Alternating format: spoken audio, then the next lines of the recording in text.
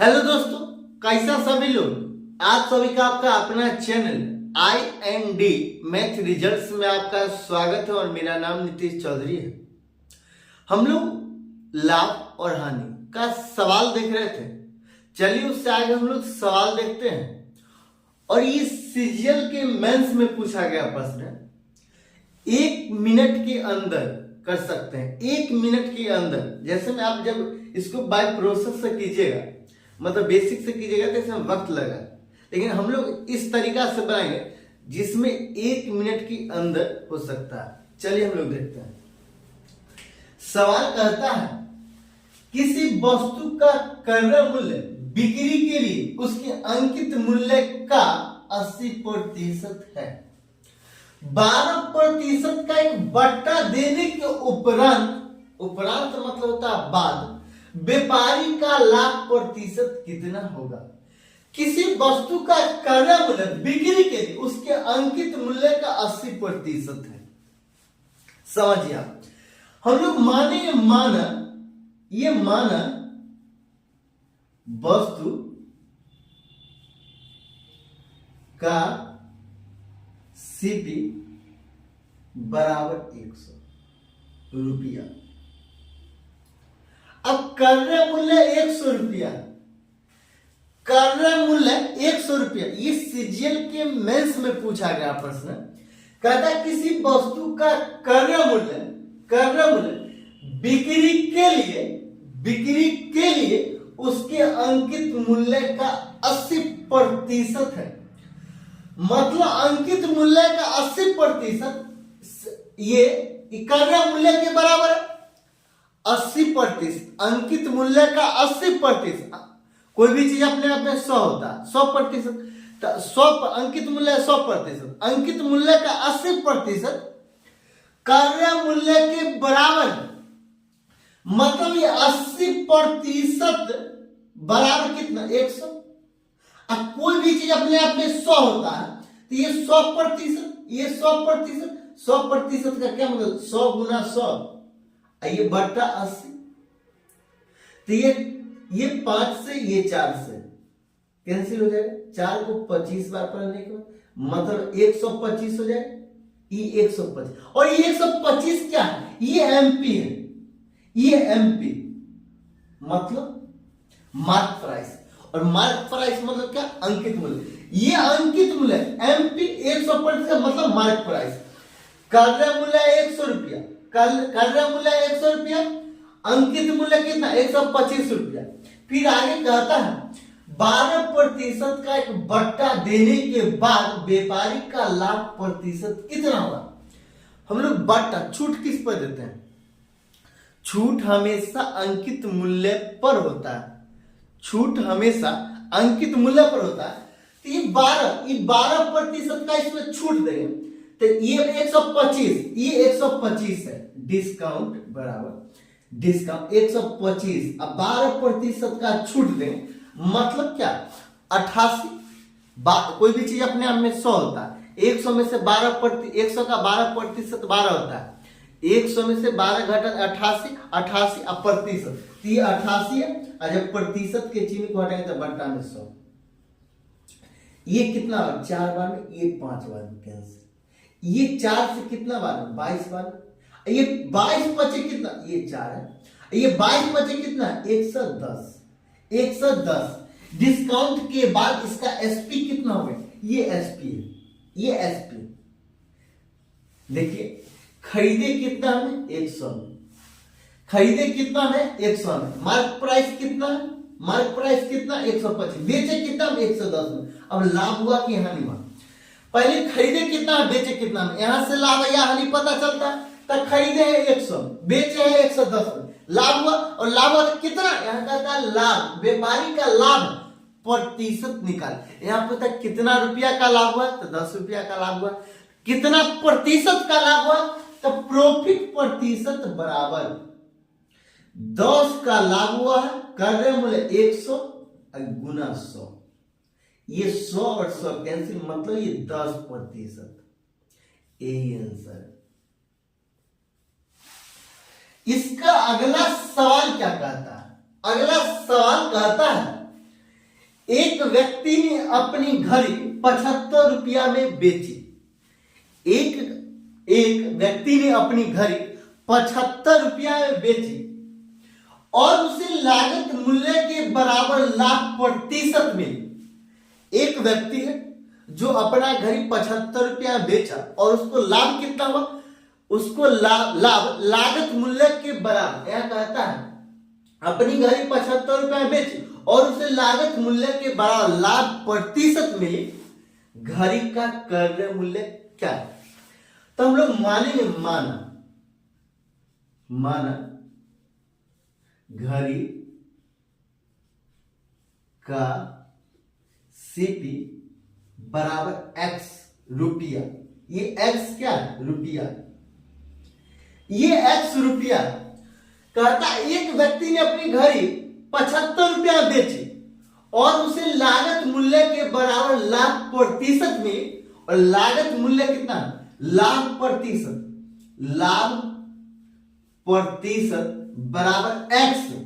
कहता लागत मूल्य के बराबर लाभ प्रतिशत में लागत मूल्य x, तो यहाँ x इसके बराबर लाभ प्रतिशत में मतलब x प्रतिशत में घड़ी का क्रय मूल्य क्या है?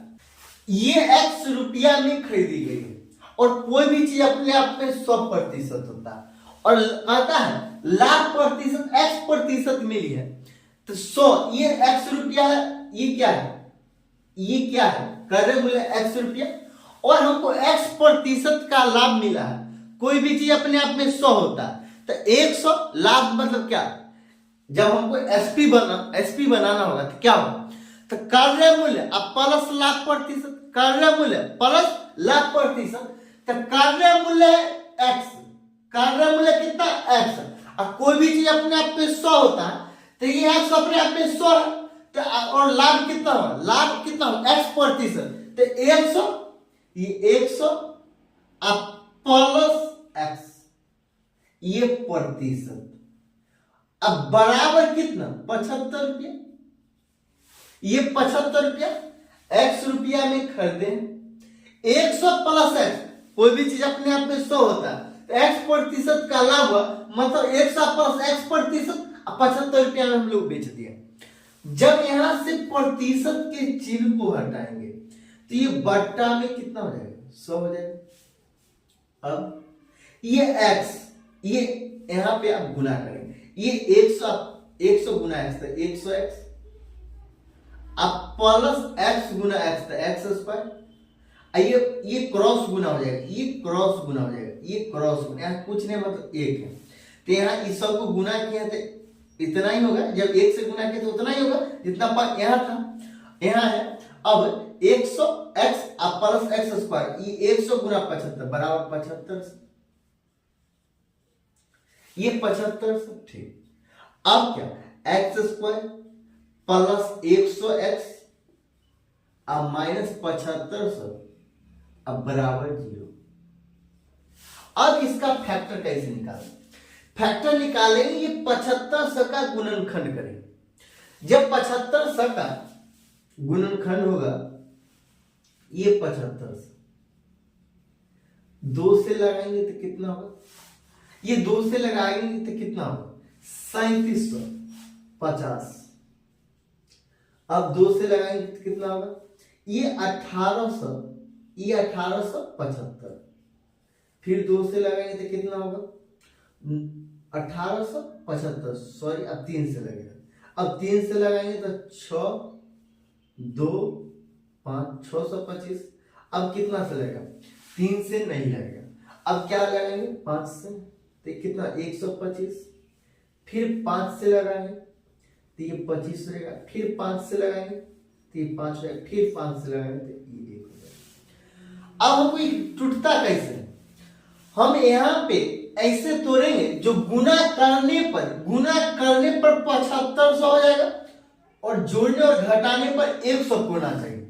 गुना करने पर 7500 हो जाएगा और जोड़ने और घटाने पर 100 होना चाहिए। तो देखिए ये 5 को 5 बार 25 हो, 5 को 5 बार करें तो 25। अब 25 दूना 50। अब 50 ये 50 हुआ, जब 50 हुआ तो ये 50 दिया कितना हो जाएगा, 50 दिया 150, अब 150 तो ये देखिए ये एक्स स्क्वायर अब प्लस 150x, अब कितना बचा, अब 25 अब दूना 50, तो ये माइनस में 50 हो जाएगा, 50x अब माइनस 7500 बराबर 0। ये कैसे हुआ तो देखिए, यहाँ एक्स स्क्वायर ये 150x है प्लस में, ये माइनस में 50x है, तो ये 150x में से माइनस 50x घटा दें तो 100x पूर गया, 100x पूर गया। अब ये 150 को आप 50 को गुना करें, 150 को 50 से गुना करें तो 75 हो गया, तो हो गया। अब क्या करें, तो यहाँ सब कॉमन ले, क्या कॉमन ले, ये x कॉमन ले लेंगे, यहाँ x है, यहाँ डबल x है, तो x कॉमन लेते एगो x बचेगा, तो x अब जब यहाँ से x कॉमन लेते यहाँ 150 बचेगा, तो ये 150, फिर माइनस 50 कॉमन ले लेंगे, माइनस 50 कॉमन ले लेते तो ये x अब x अब प्लस 150, अब कैसे हुआ तो देखिए बराबर 0, कैसे हुआ तो देखिए, यहाँ x को x से गुना करेंगे तो x स्क्वायर हुआ, 150 को x से गुना 150x हुआ, तो ये पूर गया। अब यहाँ पे हम माइनस में 50 है, तो 50 को x से गुना करते माइनस 50x हो जाएगा, ये माइनस है, ये माइनस है, यहाँ प्लस है, तो माइनस गुना प्लस माइनस, माइनस गुना प्लस माइनस, ये 50 को 150 से गुना करते 75 हो गए बराबर 0। अब देखिए ये x minus 50 x minus 50 x plus 150 ये बराबर 0, ये बराबर 0।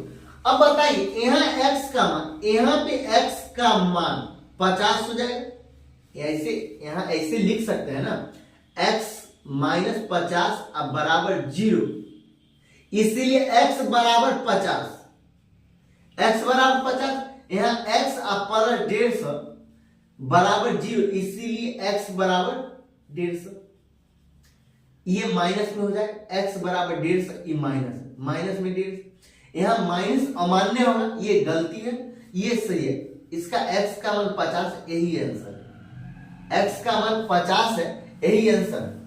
अगर अच्छा लगता है तो लाइक और सब्सक्राइब कर लीजिएगा।